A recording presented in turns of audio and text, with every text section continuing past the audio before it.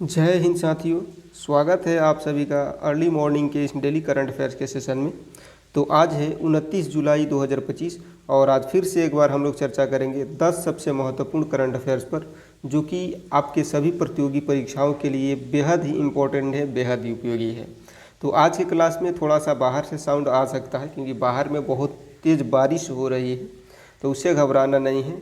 चाहे बारिश हो, चाहे आंधी हो, चाहे तूफान हो, क्लास नहीं रुकेगा, क्लास तो चलेगा ही। ठीक है, तो चलिए शुरू करते हैं आज के क्लास को और देखते हैं एक एक आर्टिकल को समझते हैं क्वेश्चन के माध्यम से, प्रश्नों के माध्यम से। तो जैसा कि पहला प्रश्न है आज का, विश्व मैंग्रोव दिवस जो है कब मनाया जाता है। आपको याद रखना है कि विश्व मैंग्रोव दिवस जो है कब मनाया जाता है, तो इसको याद रखिएगा। 26 जुलाई को जो है विश्व मैंग्रोव दिवस मनाया जाता है। ठीक है, ध्यान से देखिए, यहाँ पर ये दिखाया गया है, ये है मैंग्रोव वन। ठीक है, ये है मैंग्रोव वन। तो विश्व में जो है विश्व मैंग्रोव दिवस मनाया जाता है हर साल 26 जुलाई को। ये दिन जो है यूनेस्को के द्वारा 2015 में घोषित किया गया था। इसका मकसद क्या होता है, तो इसका मकसद होता है लोगों में मैंग्रोव वनों के संरक्षण और महत्व की जो है जागरूकता बढ़ाना, इसका मकसद होता है। मैंग्रोव वन जो होता है पानी और ज़मीन के बीच तटीय क्षेत्रों में पाए जाते हैं। ये जंगल प्राकृतिक आपदाओं जैसे कि सुनामी व तूफान में रक्षा कवच का काम करते हैं। अगर विश्व स्तर पर देखा जाए तो विश्व स्तर पर मैंग्रोव जो है तेज़ी से घट रहे हैं। पिछले 40 साल में जो है लगभग आधे से कम हो गए हैं। ठीक है, रिपोर्ट की बात करें, भारत में जो है मैंग्रोव वन क्षेत्र जो है अब तक 4,992 वर्ग किलोमीटर पहुंचा है, जिसमें हाल ही में 17 वर्ग किलोमीटर की बढ़ोतरी हुई है।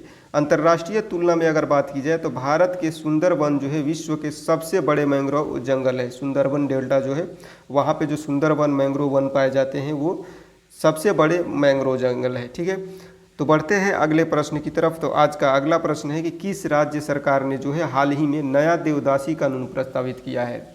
किस राज्य सरकार ने हाल ही में नया देवदासी कानून पारित किया है, तो आपको इसको याद रखना है, कर्नाटक सरकार ने। किसने?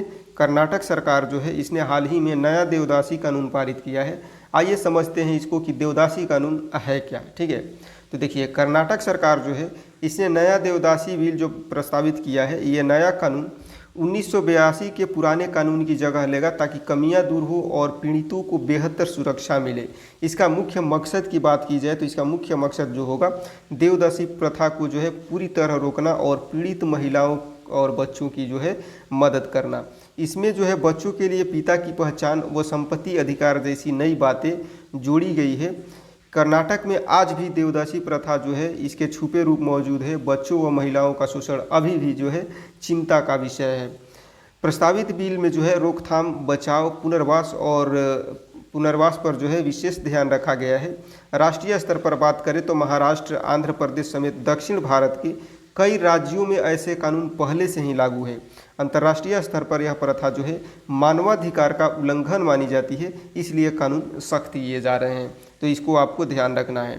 बात किया जाए अगर अगले प्रश्न की, तो आज का अगला प्रश्न है कि जर्मनी में आयोजित विश्वविद्यालय खेलों में भारत की सीमा जो है इसने 5000 मीटर दौड़ में कौन सा पदक जीता है। जर्मनी में आयोजित विश्वविद्यालय खेलों में भारत की सीमा ने 5000 मीटर के दौड़ में कौन सा पदक जीता है, तो इसको याद रखिएगा, रजत पदक। ठीक है, ये है सीमा। ठीक है, ये है सीमा और इन्होंने 5000 मीटर की दौड़ में रजत पदक जीता है। ये जर्मनी के राइन-रुहर शहर में जो हुआ, जर्मनी का जो राइन-रुहर शहर है वहाँ पे विश्वविद्यालय खेल 2025 में ये 5000 मीटर की दौड़ में ये पदक इन्होंने जीता है। सीमा ने 15 मिनट 35.86 सेकंड में जो है दौड़ पूरी की। उनका यह सीजन सबसे अच्छा समय है। सीजन का जो है ये सबसे अच्छा समय है। यह पहली बार है कि जब किसी भारतीय महिला ने विश्वविद्यालय खेलों की 5000 मीटर की दौड़ में जो है पदक जीता है।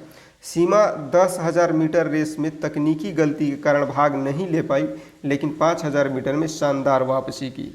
यह रिपोर्ट जो है फीसू यानी कि विश्वविद्यालय खेल महासंघ द्वारा प्रकाशित होती है, जो युवाओं के लिए ओलंपिक जैसी खेल प्रतियोगिता आयोजित करता है। पिछले वर्षों में भारत को लंबे रेस इवेंट में स्टार भूमिका नहीं मिल पाई थी। यह उपलब्धि जो है एक नई शुरुआत है। विश्व स्तर पर अफ्रीकी देशों का दबदबा रहा है, लेकिन सीमा ने एशिया में भारत की उम्मीदें बढ़ा दी है, तो इसको आपको ध्यान रखना है। 11वें मालाबार नदी महोत्सव का आयोजन जो है कहाँ पर हुआ?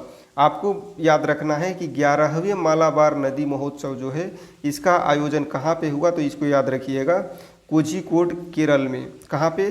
केरल में। देखिए 11वां मालाबार नदी महोत्सव जो है 24 से 27 जुलाई 2025 को कोझिकोड में हुआ, जो कि केरल में है।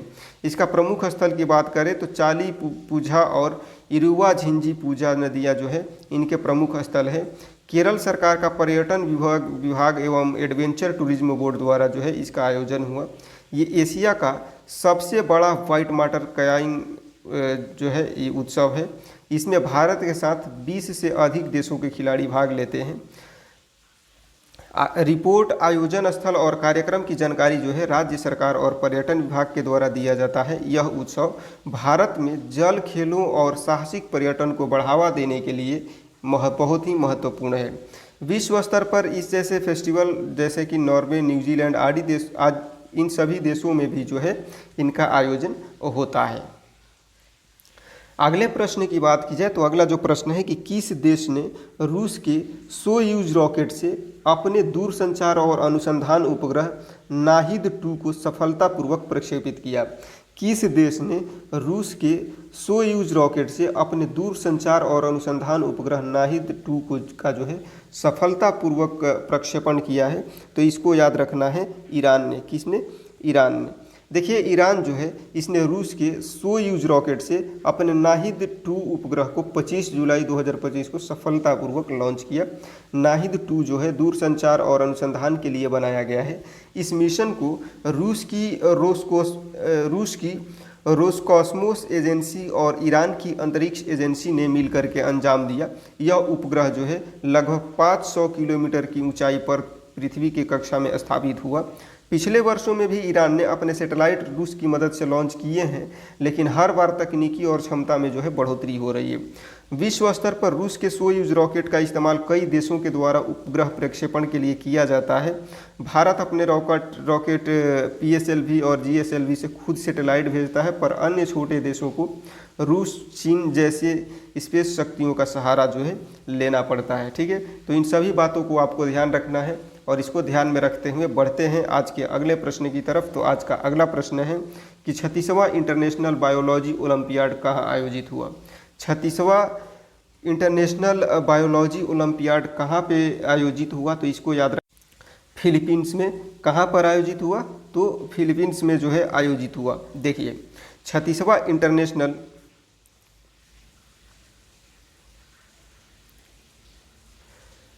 देखिए 36वां इंटरनेशनल बायोलॉजी ओलंपियाड जो है 20 से 27 जुलाई 2025 को फिलीपींस के क्वेजन सिटी में आयोजित हुआ। यह विश्व का सबसे प्रतिष्ठित जीव विज्ञान प्रतियोगिता है, जिसमें कि 70 से अधिक देशों ने जो है भाग लिया। अटेन्यू दे मनीला यूनिवर्सिटी, कौन सा? तो अटेन्यू दे मनीला यूनिवर्सिटी और फिलीपींस की विज्ञान एवं प्रौद्योगिकी विभाग ने मिलकर के इसे आयोजित किया। प्रतियोगिता में थ्योरी और प्रैक्टिकल दोनों तरह के सवाल होते हैं। इसका मेन मकसद क्या होता है? तो युवा जीव विज्ञान के छात्र छात्राओं को प्रेरित करना और उनकी वैज्ञानिक क्षमता को जो है बढ़ाना, इनका मेन मकसद होता है। पिछले सालों में यह आयोजन जो है अलग अलग देशों में होता रहा है। जैसे अगला 37वां ओलंपियाड जो है लिथुआनिया में होगा। कहाँ पे होगा?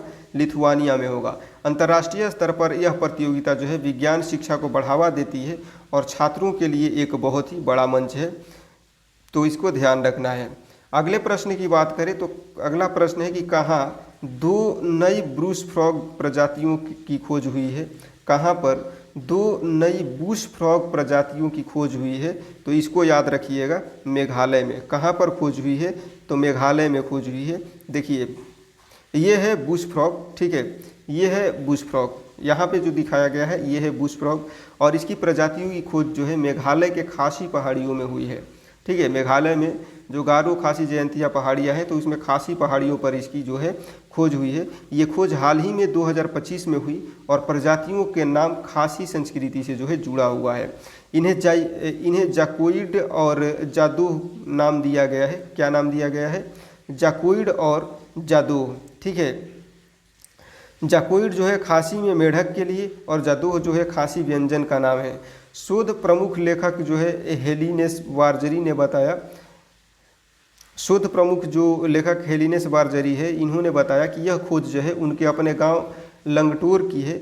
मकसद जो है जैव विविधता संरक्षण और स्थानीय सांस्कृतिक विरासत को बढ़ावा देना है। भारत बर्मा क्षेत्र जैव विविधता हॉटस्पॉट माना जाता है, जहां उभयचर जीवन की नई प्रजातियां मिलती रहती है। यह खोज भारत में जैव विविधता और संरक्षण प्रयासों के लिए महत्वपूर्ण है और दुनिया में इन क्षेत्र की जो है जैविक महत्ता दर्शाती है, तो इसको आपको ध्यान रखना है। नेक्स्ट क्वेश्चन है कि प्रधानमंत्री नरेंद्र मोदी ने किस देश को भीष्म क्यू हेल्थ सेट जो है उपहार में दिया है। प्रधानमंत्री नरेंद्र मोदी ने किस देश को भीष्म क्यू हेल्थ सेट जो है उपहार में दिए हैं, तो इसको याद रखिएगा, मालदीव को। किसे दिए हैं? मालदीव को जो है दिए हैं। प्रधानमंत्री मोदी जी जो है 2025 में अपनी मालदीव यात्रा के दौरान मालदीव को भीष्म हेल्थ क्यूब सेट जो है उपहार में दिए हैं। भीष्म हेल्थ क्यूब जो है एक मोबाइल फुली फंक्शनल अस्पताल है जो सिर्फ 15 मिनट में तैयार हो जाता है। इसे प्राकृतिक आपदाओं, आपातकालीन चिकित्सा और मानवीय संकट में त्वरित सहायता के लिए डिजाइन किया गया है। यह सुविधा जल समूह वाले देशों के लिए बहुत उपयोगी है, जैसे कि मालदीव, जहाँ की द्वीपीय तट है। यह भारत सरकार की पड़ोसी प्रथम नीति के तहत मालदीव के साथ स्वास्थ्य सहयोग का प्रतीक है। भीष्म क्यूबस में सर्जिकल, डायग्नोस्टिक और रोगी देखभाल की आधुनिक सुविधाएं हैं। भारत ने पहले भी यूक्रेन को भीष्म क्यूबस दी है, लेकिन मालदीव को हाल ही में 2 इकाइयां उपहार में मिली है। यह मोबाइल अस्पताल भारत के स्वास्थ्य मंत्रालय, रक्षा मंत्रालय और राष्ट्रीय सुरक्षा परिषद का जो है संयुक्त प्रयास है, तो इस बात को आपको ध्यान रखना है। बढ़ते हैं आज के अगले प्रश्न की तरफ। तो आज का अगला प्रश्न है कि एसबीआई की रिसर्च की एक रिपोर्ट के अनुसार जो है 13.2% सक्रिय जीएसटी करदाताओं के साथ कौन सा राज्य जो है देश में शीर्ष पर रहा है। एसबीआई रिसर्च की एक रिपोर्ट के अनुसार 13.2 सक्रिय जीएसटी करदाताओं के साथ कौन सा राज्य देश में शीर्ष पर रहा है, तो आपको याद रखना है उत्तर प्रदेश जो है ये शीर्ष पर रहा है। देखिए, कुल सक्रिय जीएसटी करदाताओं में लगभग 50% जो है 5 राज्यों में है, और ये 5 राज्य कौन कौन से हैं, तो उत्तर प्रदेश, महाराष्ट्र, गुजरात, तमिलनाडु और कर्नाटक। इनमें से उत्तर प्रदेश जो है देश भर में शीर्ष पर है, जहां 13.2% सक्रिय जीएसटी करदाता है।